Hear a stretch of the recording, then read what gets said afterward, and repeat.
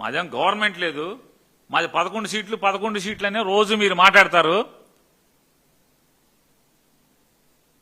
జగన్మోహన్ రెడ్డి గారేమో పులివెందులు ఎమ్మెల్యే అంటారు. అసలు ఇతనికి సెక్యూరిటీ ఎందుకు? ఇతనికి దగ్గరికి జనం ఎవడు వస్తాడు? అంతా కిరాయికి తెచ్చుకుంటున్నారు డబ్బు జనాల్ని అని చెప్పి మీరు మాట్లాడతారు. జోగి రమేష్ చెప్తే అంట ఆవిడ ఫ్యాక్టరీ పెట్టేశాడంట, కాపుసారా కలిపేశాడంట, సప్లై చేసేసాడంట. అతను అంటాడు ముందు సాక్షి వచ్చింది అందుకే. మరి ఆంధ్రజ్యోతి, ఈనాడు, ఈ ఛానల్స్ అన్ని మహా గెహ, ఈ TV5, మరి లోకేష్ చంద్రబాబు చెప్తే గానీ వాళ్ళు కదలరు కాబట్టి, వాళ్ళ గవర్నమెంట్లో జరిగే తప్పులను చూపించరు కాబట్టి వాళ్ళు రారు. మరి చూపించడానికి రెడీగా ఉన్న సాక్షి కాబట్టి సాక్షి వస్తుంది.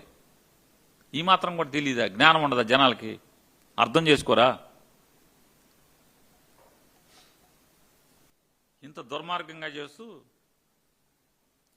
ఒకటే సమాధానం చెప్పమని చెప్తున్నా నారా చంద్రబాబు నాయుడు గారిని. ఆర్భాటంగా 99 రూపాయలకే సారా బ్రాందీ అని చెప్పి మీరు ఆర్భాటం చేశారు కదా. నాణ్యమైన మందు, సరసమైన మందు అని చెప్పి చెప్పారు కదా.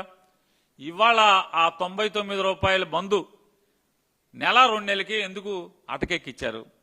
ఎందుకు షాపుల్లో రాష్ట్ర వ్యాప్తంగా ఉన్న 33,736 బ్రాందీ షాపుల్లో ఈ 99 రూపాయల సరుకు ఎందుకు దొరకట్లేదు?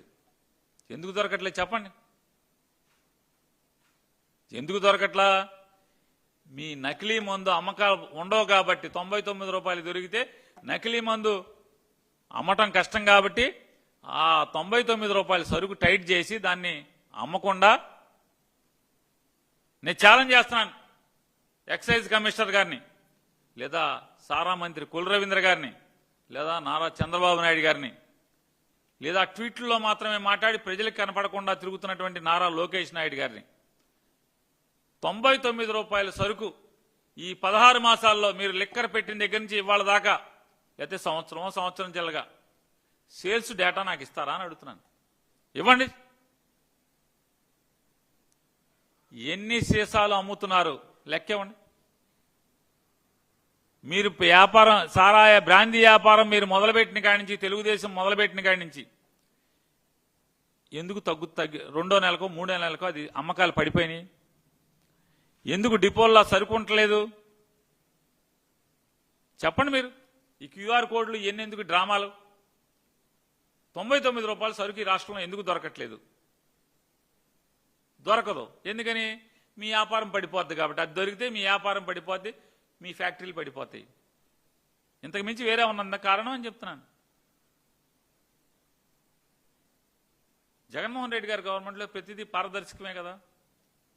ఫ్యాక్టరీ దగ్గర నుంచి కింద షాపుల్లో అమ్మే వరకు కూడా. మరి మీరెందుకు చేయట్లేదు అది అంటున్నాను. జగన్ గారు ఉండగా ఓన్లీ QR కోడ్ మాత్రమే సేల్స్, QR కోడ్ లేకుండా అమ్మటానికి లేదు. ప్రతి బాటిల్ స్కాన్ చేసేవాళ్ళు కదా.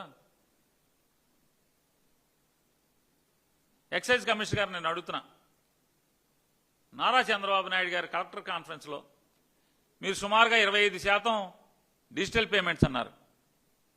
డేటా ఇవ్వండి. మీకు ఎక్కడిది డేటా? ఏ షాపులో ఎంత డిజిటల్ పేమెంట్స్ వచ్చినాయో మీ దగ్గర ఉందా? లేకుండా ఎట్లా చెప్తారు? 10% కూడా లేదు. నేను చెప్తున్నా 10% కూడా లేదు. ఉంటే మధ్యాహ్నానికి ప్రెస్ మీట్ పెట్టి ఏ షాపులో ఎంత, ఏ నెలలో ఎంత డిజిటల్ పేమెంట్ అయింది, ఏ రోజు ఎంత అయిందో డేటా ఇవ్వండి విలేకరులకి. నాకొద్దు, మీ పేపర్లకి ఇచ్చి చెప్పండి.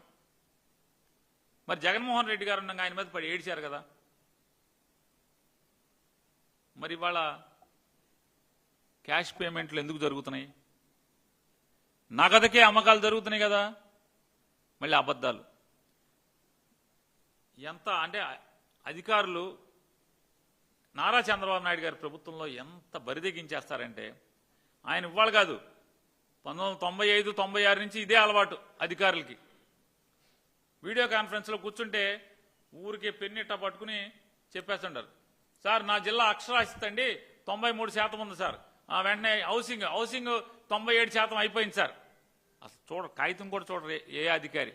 టప చెప్పేస్తుంటారు. అట్లాగే కనీసం చంద్రబాబు నాయుడు గారికి ఆలోచించాలి కదా విచక్షణతో. అసలేంటి షాపులన్నీ ప్రైవేటీ కదా, మొత్తం ప్రైవేట్ షాపులు కదా, డిజిటల్ పేమెంట్స్ 25% సుమారు అని చెప్తాడు. ఎట్టా వచ్చింది లెక్క ఇతనికి? ఎవడు చెప్పాడు? నీకెక్కడ లెక్క అని అడగాలిగా. అడగకుండా 100% చేయాలి నువ్వు అని చెప్తున్నాడు ఈయన. తానా అంటే తందానా. పాత రోజుల నుంచి ఇదే అధికారుల దగ్గర, అధికారులు తొంతు ఇదే చంద్రబాబు నాయుడు దగ్గర. ఎందుకంటే అసలు ఎవరి దగ్గర కాగితం ఉండదు. కాగితం లేకుండా ఏమి లేకుండా సార్ సుమారు 25% అమ్మేస్తున్నాం సార్ అని చెప్పేస్తున్నాడు అతను. ఏది? Digital payments. పోనీ మీ అబద్ధానికి వద్దాం. 75% క్యాష్కి ఎందుకు అమ్ముతున్నారు అంటే మీ జేబుల్లోకి వెళ్ళిపోతున్నాయా? కృష్ణానది ఒడ్డున కరకట్ ఇంట్లో బంగ్లాలోకి వెళ్ళిపోతున్నాయా? ఎక్కడికి వెళ్తాను? లేదా వారం వారం విమానాల్లో ఎక్కించుకుని హైదరాబాద్ వెళ్ళిపోతున్నాయి. ఎక్కడికి వెళ్ళిపోతున్నాయి? దీనికి సమాధానం చెప్పరా? ఇంత పచ్చి పాపం జరుగుతుంటే, దుర్మార్గంగా ప్రజల ఆరోగ్యం ఏం జరుగుతుందో అని కూడా లేకుండా జరుగుతుంటే, ఇన్నాడు ఎవరో వస్తుంటే పాత్రికేయ మిత్రుడు చెప్తున్నాడు, సార్ ఈడుకో ముద్ర వేసేసారు సార్ అని. ఏంటంటే మన జనార్దన్ ఫ్యాక్టరీకి సరుకు అది నకిలీదే కానీ ప్రమాదకరమైంది కాదు అని చెప్పి సర్టిఫికేట్ ఇచ్చేశారంట ఆఫీసర్, లెక్కర్ వాళ్ళు, ఎక్సైజ్ వాళ్ళు. ఓరు మీ అసాధ్యం కోలా ఈ ప్రభుత్వం, మీరు అసలు ఏమైపోతారు? అది నకిలీదే కానీ ప్రజల ప్రాణానికి ఏమి ఇబ్బంది లేదు అని చెప్పి సర్టిఫికేట్ ఇస్తారా? మరి నేను చెప్పి మా మిత్రుడు, పాత్రికేయ మిత్రుడు ఇన్నాగడ ఒక ఆయన చెప్పింది నిజమైతే ఇవ్వటం ధర్మమా? ఇవ్వచ్చా? అంటే ఏంటి? మీరు స్టాంప్ వేస్తున్నారు. ఏం పర్లేదు, అసలు ఎవరు చచ్చిపోరు, తాగేయండి తాగేయండి అని చెప్పి చెప్తున్నారు. అంటే అది ఏదైనా, అది మా జనార్దన్ చేసేదైనా, లేదా జయచంద్రారెడ్డి చేసేదైనా, లేదా మా నాయుడు చేసేదైనా, లేదా మా అమలాపురంలో మా ఎమ్మెల్యేలు చేయించేదైనా, లేదా నర్సీపట్నంలో మా సీనియర్ లీడర్ చేయించేదైనా, లేదా ఏలూరులో మావాడు చేయించేదైనా, లేదా